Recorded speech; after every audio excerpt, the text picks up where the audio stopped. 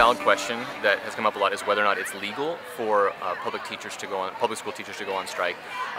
It's confusing because the law is actually silent on that. There is no statute that prohibits nor provides punishment or consequence should public school teachers or public school employees go on strike.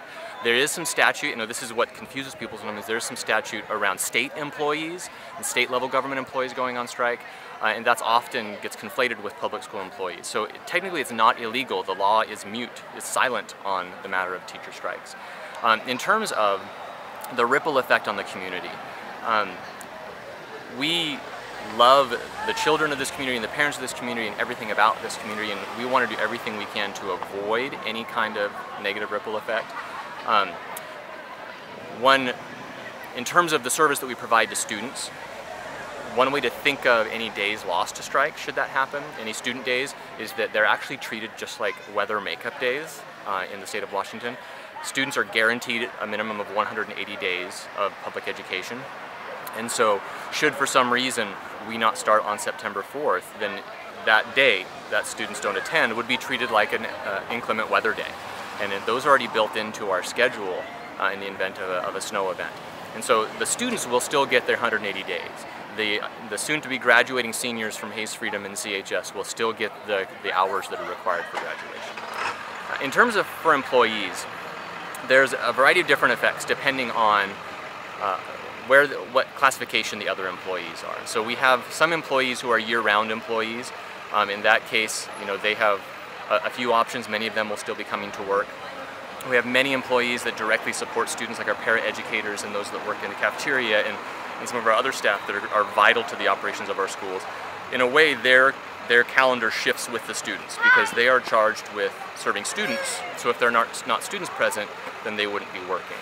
And then there are variations in between, but we're very cognizant of the impact that a strike might have on our fellow employee groups. And so we don't take this lightly. No one on our team wants to strike. We have been preparing for this bargain since January. We invited the district to the table as early as April, and we finally did meet in May. And so this is not something that we are arriving to in the last couple days before school starts. If you do go on strike, how long do you anticipate that lasting? I would love it if it were less than 10 minutes.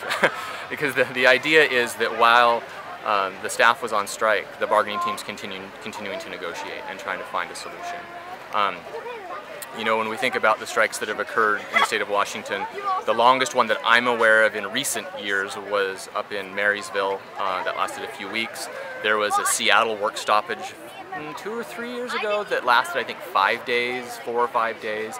But most strikes get resolved very quickly because, in part, it's recognizing that we have a unified front as organized labor that we want to advocate for our employees and for their families, and in doing so, be able to recruit and retain quality educators that will be shoulder to shoulder with the kids in this district.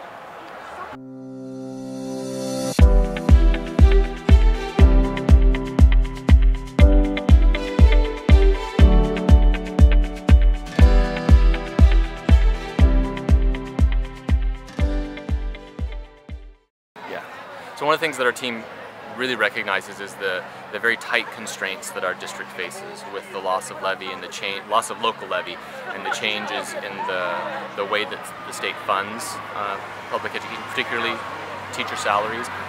We're very mindful of that. We recognize that there are limits and that there are constraints, and we believe that we're working within those limits.